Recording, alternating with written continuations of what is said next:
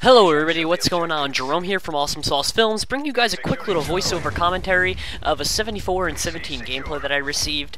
I got this a while back. I'm now recording it, what is it now, December 16th, and I got the recording over a month ago on November 11th. Yeah, I know what you're thinking, 11/11, and it gets a little weirder than that. Not only was it November 11th, 2011, 11/11/11, but the gameplay time, although it wasn't recorded at 11:11 a.m. or p.m., which would have been awesome, the gameplay, like, total time, if you look at the actual theater mode time it gives, is 11 minutes and 11 seconds. Now, it's not exactly that in this video, because I cut out some times for, at the very beginning of the clip, because, you know, like, it starts off at a counter of 14, and I think you guys wanted to see that. But for all intents and purposes, it says recorded on 11/11/11, and the time is 11:11, which is, I think, why I did so well in this game. Actually, it's the best game I've ever done in any Call of Duty game, 74 and 17, and it's a lot of fun. I know it's not the best KD in the world, just a little bit over 4, I mean, somewhere between 4 and 5 it is basically, but it's just the high amount of kills that make it so entertaining to watch. And in it, I ended up getting, I think it was 3 helicopters and 2 AC-130s,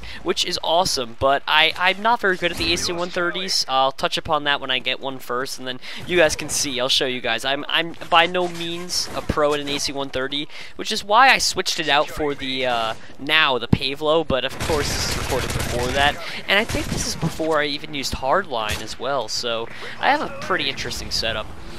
So a little bit about my setup, what I like to use, because I still use this now. I'm not going to go off the one in the video, because the only difference is really the Hardline one. So if you want to know my full-on setup, it's, what is that, Quick Draw Pro.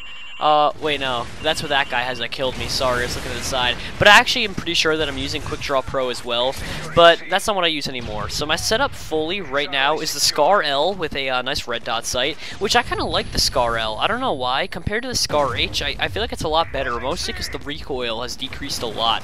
Although it doesn't do the same amount of damage the Scar H did, the Scar L is still an incredible gun, I think, and I think the lack of recoil makes it even better, to be fully honest with you guys. And personally, I still use it. I mean, I'm a higher level now than 30, but I don't choose to use any of the other guns that everyone likes using. I really just think that the Scar is the perfect gun for me, and I slapped the red dot sight on just for the sake of having a nice, like, precision shots fired off, which is also falls into play with the perks I'm using. I like having, like, the nice precision shot and being able to turn corners looking down the sights, because it works well if you put on the perk Stalker, and if you have Stalker Pro with it, it works even better. So what Stalker allows you to do is you can hold on the sights and move at the same rate as if you weren't even looking down the sights at all, which is amazing. It works so well. So I just turn around corners, already looking down the sights, can get a few precision shots in, and with the Scar not having any recoil, there's really nothing stopping me.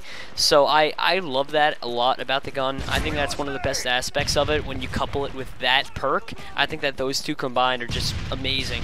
The next perk I use in the game is Quick Draw Pro, but since I've switched to Hardline, I think that Hardline's a lot better in this. Like, I mean, I guess it compares the same to that of Modern Warfare 2's Hardline. They were both good, but I think that the Hardline, in terms of, like, your kill streaks you can get in this game, I think it's a little bit better, simply because the kill streaks, I think there's a wider option, and a much smaller option, especially if you're using the Specialist package. But even if you're not using the Specialist package, it still helps out a lot. I usually choose the Strike package. I always run Predator Missile Attack Helicopter and Pavlo AC-130, you know, either one. I already told you guys the story with that.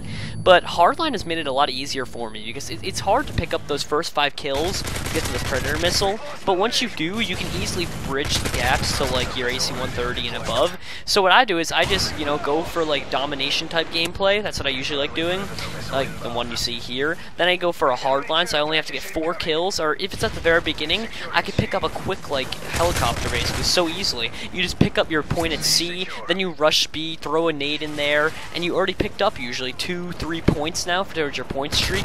Then just lay down fire, pick up your 4th one, and bam, you, like, are literally ready to go right off the start with a Predator Missile.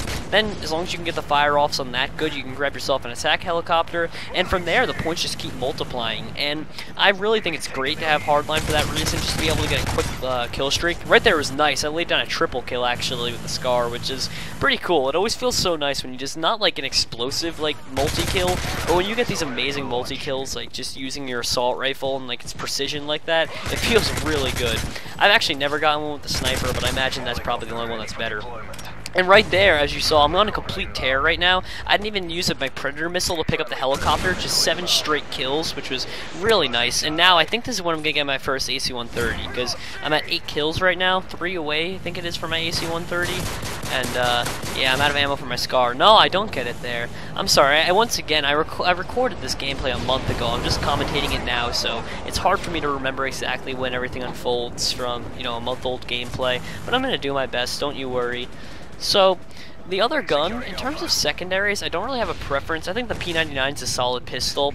I just want to talk about it because I guess some people like hearing about it. And, you know, P99 is a solid pistol. I don't think you should go for any of this launcher stuff. I think you should have a second class built that has a launcher on the back. That's what I always do. But I think your main weapon, you should probably stick to a pistol in case you run out of ammo, unless you're running a Scavenger Pro, which is a great perk to use. So if you're running Scavenger Pro, then don't worry about it. You just, you know, use a rocket as your secondary. But if you're doing anything but Scavenger or Scavenger Pro, I would highly suggest just sticking with a simple pistol. Maybe even a machine pistol is fine as well for your secondary. Machine pistols are always nice, actually, to be completely honest. I probably should have been running that. I do now. But, I mean, the P99 is a solid starting pistol. You really can't go wrong with it. And, yeah, so finally, my last perk. We already talked about Stalker. We already talked about Hardline. Now, I'm trying to remember what my last perk was. I think, oh, that's right. I use Sleight of Hand, I'm pretty sure. Now, Sleight of Hand it's good. It's not like a make or break for the most part, but I always like it because it seems to save me sometimes, and I like the added time to reload because I have what you call like an obsessive reload like trigger finger. I always click that reload button even though it kind of hurts me in the end. I know it's always good to keep your gun like full, but to the degree that I do it, it's actually kind of damaging, and I don't know, I probably shouldn't do it as much, but being I'm already going to do it, I might as well slap on a Sleight of Hand. I'm pretty sure that's what I run anyway. I don't know if I did in this video, but I know I do now. I'm trying to remember. I think Sleight of Hand was my third perk. And, yeah, so I have a nice setup there. Now that we have all the setup going, it's perfect timing, actually, because I was just about finished with all that, and I was like, AC-130. So there you go, guys. Perfect timing with that. So now, you guys can watch some of my AC-130 gameplay. I am atrocious when it comes to an AC-130. I'm telling you guys right now, like, don't expect anything. I think I probably pick up, like, 4 kills, maybe, with this. It's really not good at all. I have another nice gameplay coming out later, though, where I picked up, I think it was 2 AC-130s, and I managed to wrap around my kill streaks up until I think either a second chopper or another Pred, I'm not sure. There we go, watch, you can count all the kills, that's how little it is. Like 1, 2 so far. I think I might get like 1 more, maybe. If you see extra numbers popping up, it's mostly from helicopters, see 3, 4... Yeah, I'm not good. I only picked up 5 kills, so I'm really not like the best of an AC-130. There are some people I know that pick up so many more kills, and I'm sorry to disappoint because I know the AC-130 can be fun like that, but yeah, see, just 6 kills. I'm not some kind of mastermind with it. Oh, 7, never mind.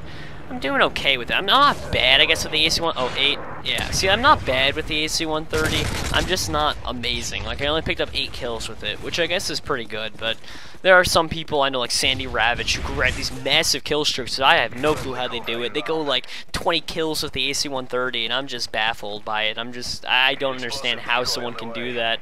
But I kind of like the new kill streak system. I think that the numbers that they chose for the kill streaks aren't that high. I think at the same time the game's built that even the biggest amateur can still do fairly well in a game. I think that that's nice how they built it that way, so that everyone has their good games, everyone can have a bad game.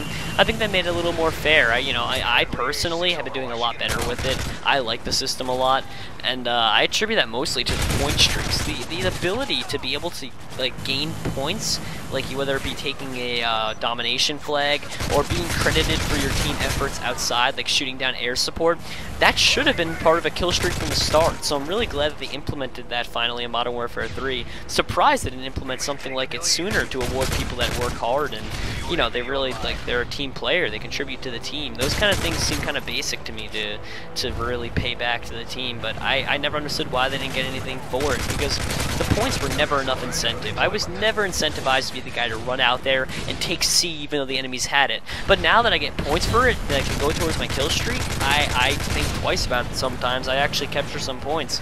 And if you look in this video, various times throughout, I do a lot of team playing. I try and capture the points, and it's hard to even call team playing anymore, because it's also still for self-benefit. So, like, I'll admit it, I'm not some good guy. I don't run out there because I'm a nice guy, and I try and pick up kills for the team and I want the team to win. I do it because I know that if I do good personally, it's going to help the team. And by taking those points, not only am I helping the team overall, but like I'm getting kill streaks for my team. I'm able to lay down that air support because now I can get another helicopter, or I can get my second AC-130 or Predator missile. So I don't know. Personally, that's my take on the new gameplay. It allows you to still be as selfish as before, but at the same time contribute to the team overall, which I think in the other Call of Duties, it was more so about being selfish. People would just sit in the back of the map, you know, pick up a kill here or there, and like then you'd have the team players, ones that would take the domination points, and they'd go negative like 17 and 20. Now you see those people that like would normally go negative from that going like 25 and 20. And don't get me wrong, they didn't fully fix the game. You know, there are still people that'll hide in the back of the map always.